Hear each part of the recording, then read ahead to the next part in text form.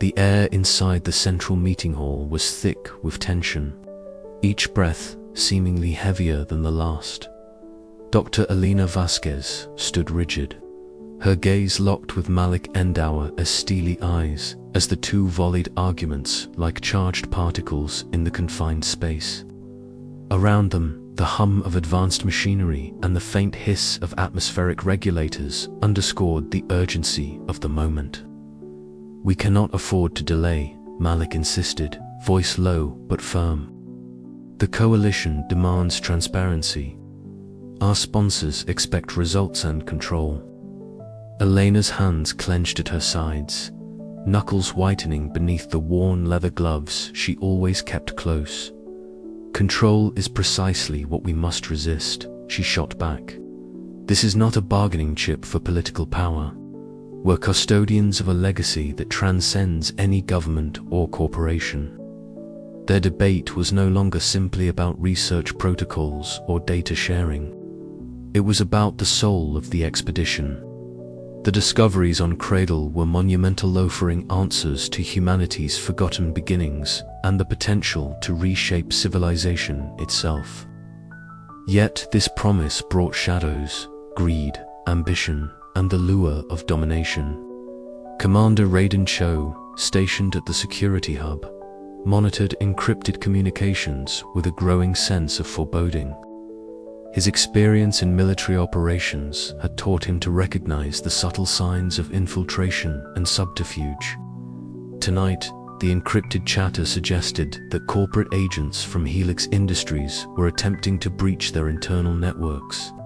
Cho's fingers danced over the holographic interface, isolating suspicious data streams. "They're probing our systems," he muttered to himself, brow furrowed, trying to find a weak link. Elsewhere, Sophia Tran exuded calm confidence as she held a discreet meeting beneath the twin moon's pale light. Her voice was smooth, persuasive, weaving promises of technological advancement and financial backing. "Helix Industries can provide resources beyond your wildest imaginations," she assured a small circle of key personnel. "Join us, and together we can unlock Cradle's potential responsibly, of course." Yet, beneath her polished exterior, her eyes gleamed with the cold calculation of a player well versed in the game of power. Meanwhile, Lena Ortiz wandered the camp's periphery, the alien landscape's strange beauty both inspiring and haunting her.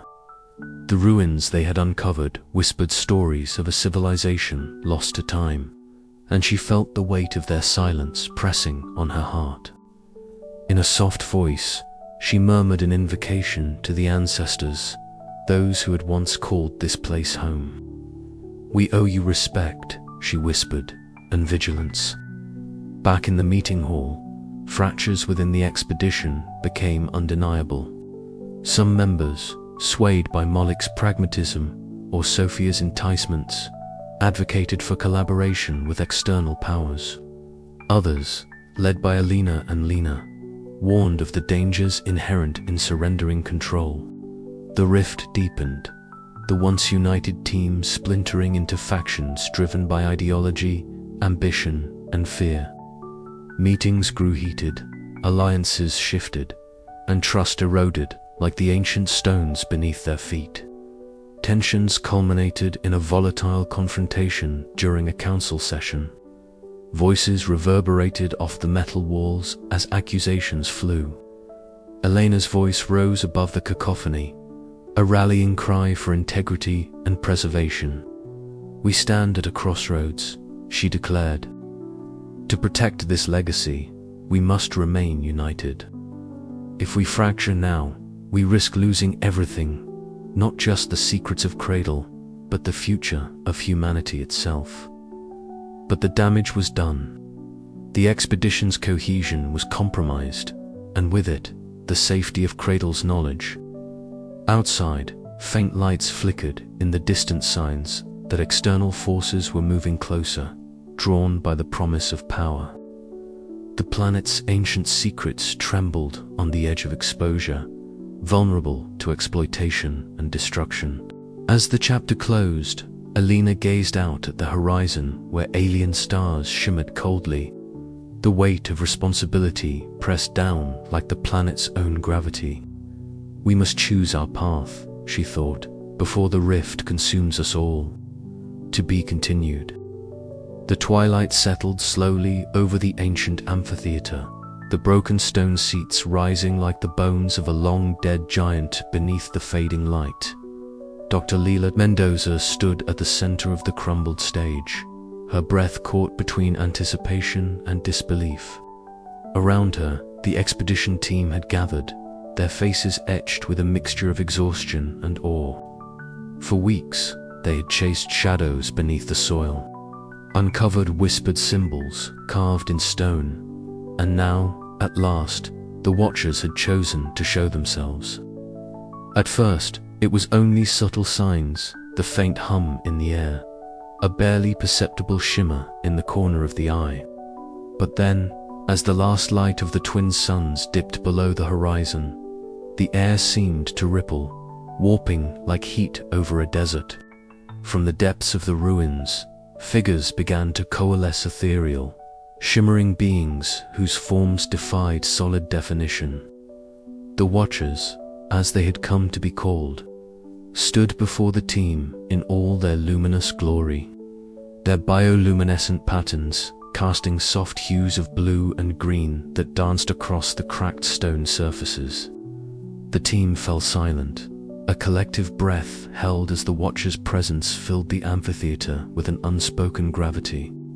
Their translucent bodies flickered like living holograms, shifting between solid and wave-like states, the soft glow illuminating ancient carvings that told stories of a time long erased from human memory. The low-frequency hum that emanated from them vibrated gently against the skin, a sound both alien and comforting, like a heartbeat echoing through millennia. "We are the Guardians," a voice resonated, not spoken aloud, but woven directly into the minds of the expedition members. A chorus of ethereal tones that bypassed the ears and spoke straight to the soul. Dr. May Tanaka felt that words reverberate within her, stirring a deep well of emotions, curiosity, reverence, and a flicker of fear. The Watcher's message was cryptic yet clear. They existed to protect the legacy of Cradle, to ensure that its knowledge and history were not lost or misused. Commander Rajiv Patel stepped forward, his imposing figure silhouetted against the glowing forms. "Why reveal yourselves now?"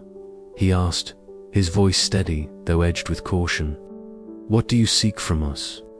The Watchers responded with images, holographic projections that shimmered in the cool night air. Scenes of Cradle's ancient civilization unfolded. Towering bioengineered forests, cities woven seamlessly into living ecosystems. People who had mastered both technology and biology in harmony. But the visions darkened as they showed the cataclysm that had fractured their world, a warning etched deep into the planet's memory. "We are bound to this place," the Watcher's thought voice continued, "to preserve what remains and to judge those who come seeking knowledge. You stand at a crossroads, to inherit our legacy and honor it, or repeat the errors that led to our fall." Tensions rose among the team as the weight of the Watcher's challenge settled heavily. Some felt the thrill of discovery surge anew. Others, the crushing burden of responsibility. Dr. Mendoza's gaze swept across her colleagues, each one grappling with the implications. The expedition was no longer simply a mission of exploration. It had transformed into a covenant, a test of humanity's capacity for stewardship. Over the following days, the Watchers remained near, their presence a constant reminder that the planet's secrets were guarded jealously. They offered cryptic guidance, fragments of wisdom encoded in patterns of light and sound that the team struggled to interpret. In quiet moments, Dr. Tanaka pored over the linguistic structures embedded in the messages, uncovering philosophical teachings about balance, memory, and the dangers of hubris. One evening, beneath the star-streaked sky, the expedition gathered around a holographic map projected by the Watchers. It revealed hidden archives, biomes, and ancient technologies scattered across Cradle. The images pulsed with life, intricate networks connecting past and present, biology and machine. It was a blueprint not only of a civilization, but of a philosophy of coexistence and respect. Yet, with each revelation came a deeper question. Could humanity rise to the challenge? Could they embrace the lessons of those who came before without losing themselves to the same flaws that had doomed the ancients? The Watchers' final message lingered as they began to fade back into the shadows, their forms dissolving like morning mist. "Prove yourselves worthy," they intoned, a whisper carried on the wind. The camp stirred with renewed purpose. Dr. Mendoza exchanged a determined look with Commander Patel. "We've crossed a threshold," she said quietly. "This is no longer just about discovery, it's about guardianship." As the night deepened, the ruins seemed to breathe around them, alive with the echoes of a civilization waiting to be remembered on, a future waiting to be forged. The expedition stood on the cusp of a new chapter, their mission forever altered by the ancient guardians who had chosen to reveal themselves. The true test had only just begun, and somewhere in the depths of Cradle, the Watchers watched, waiting to see if humanity could rise to their challenge or fall into the silence of forgotten history once more. The sterile hum of the laboratory was punctuated only by the soft clicks and whirs of the advanced machinery that lined the walls, their lights casting a cool, bluish glow across the polished surfaces. Dr. Lila Moreno stood at the center, her augmented reality glasses flickering as streams of data cascaded before her eyes. She adjusted the parameters for the latest synthesis experiment with steady hands, though her heart raced beneath her calm exterior. "All systems are nominal," Myra's voice chimed, perfectly even but somehow imbued with a curious undertone. "The integration sequence will commence in T-30 seconds." Lila nodded, exchanging a brief glance with Professor Kato Suresh, whose calm demeanor belied the intensity of his focus. "Ready on your end, Kato?" she asked. He offered a measured nod. "Ready as I'll ever be." The merging of ancient genetic sequences with synthetic interfaces is uncharted territory. We tread where few have dared. Dr. Arjun Patel, bustling with nervous energy, paced nearby. "Uncharted, yes, but the potential is phenomenal. Think of it, combining the bioengineering marvels of the ancients with our technology. We could redefine what it means to be human." The countdown hit 0, and the chamber's atmosphere changed subtly. The bioengineered cells, harvested from the ancient ruins and painstakingly decoded, began to pulse with a faint iridescence. The synthetic hardware interfaced seamlessly, forming a complex web of living circuits that shimmered like liquid crystal beneath the lab's fluorescent lights. "Data is streaming," Mira reported. "Unexpected protein expressions detected." Lila's brow furrowed. "Are those morphogenic adaptations?" "Affirmative," Myra replied. "The hybrid cells are exhibiting dynamic restructuring beyond predicted models." A hush fell over the team as they watched the live feed of the test subject in organic scaffold, seeded with the bioengineered material transformed subtly.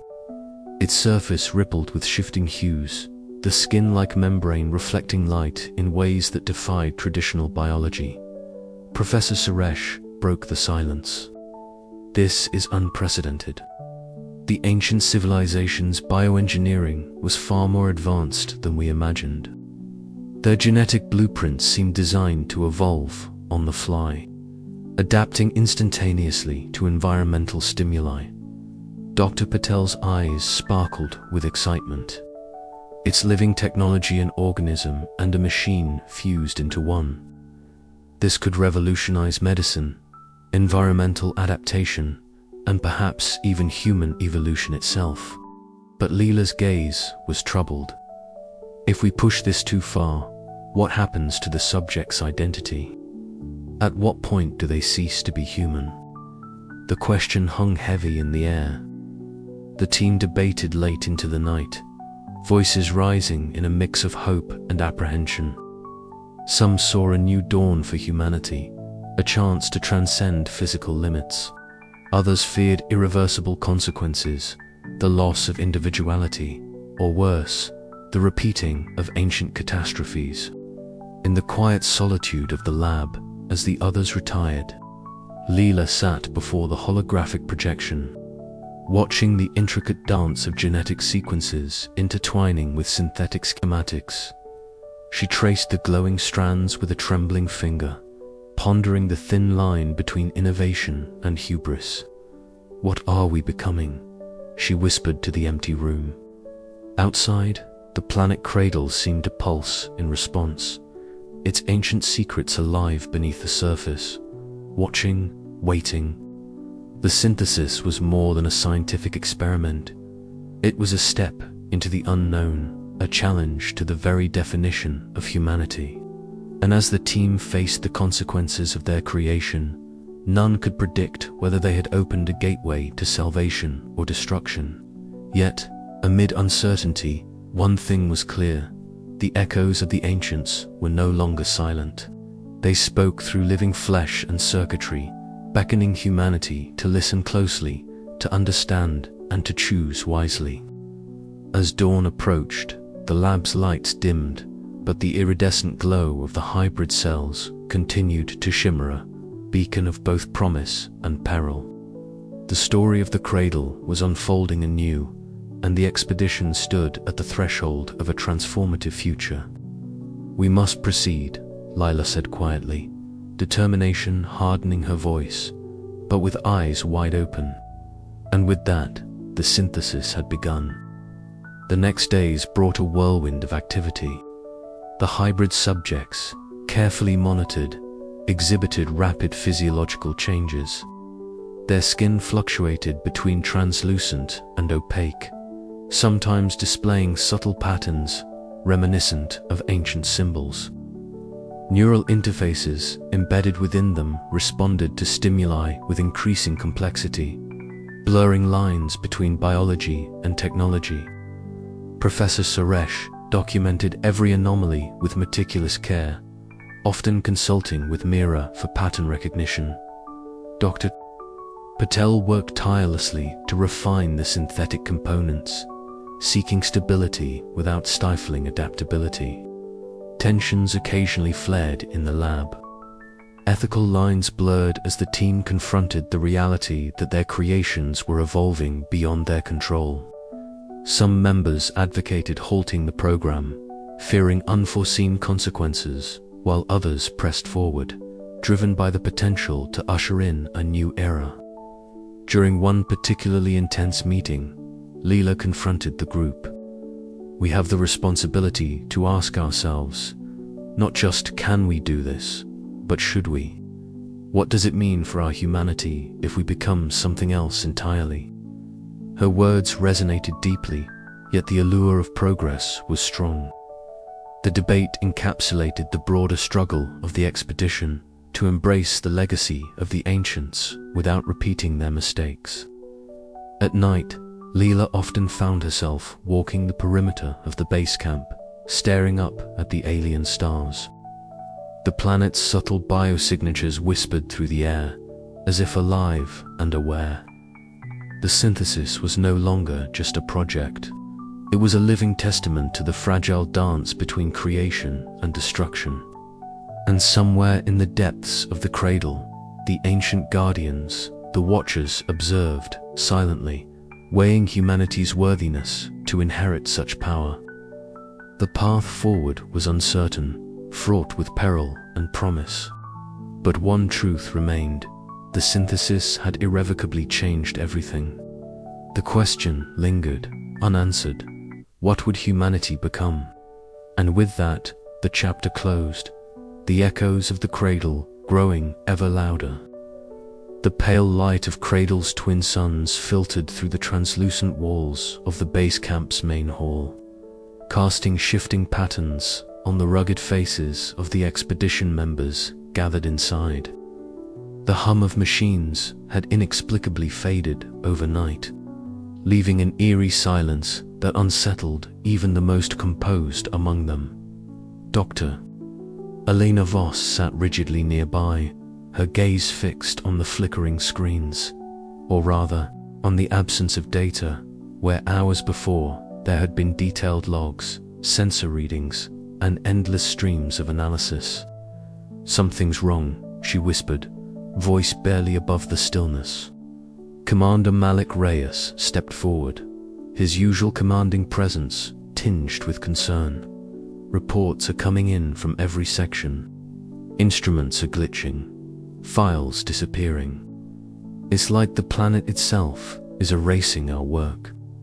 The room was thick with tension. Ibrahim Kadim's fingers danced nervously over a portable interface, attempting to salvage corrupted files. "I've never seen anything like this. It's not just interference, it's systemic. The planet's biosphere might be interacting with our tech in ways we don't understand."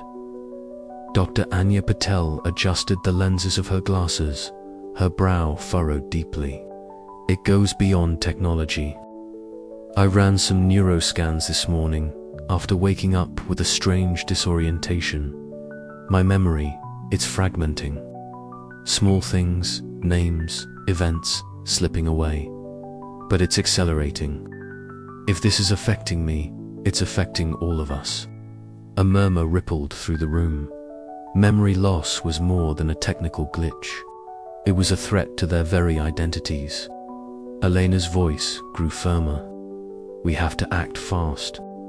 If the planet is triggering this cognitive disruption, we need to understand why and how and develop countermeasures before it's too late." The team divided into urgent working groups, the air charged with frantic energy. Ibrahim and Anya collaborated over makeshift workstations, designing neural stabilizers intended to shield the brain from the planet's biosignature. Alina coordinated archival backups, painstakingly transferring physical records to isolated storage to prevent further losses. Yet, despite their efforts, the phenomenon spread like a fog. Team members found themselves struggling to recall details of prior days, even names of colleagues. Arguments erupted over lost data and forgotten plans. The unity forged through months of shared discovery now threatened to unravel.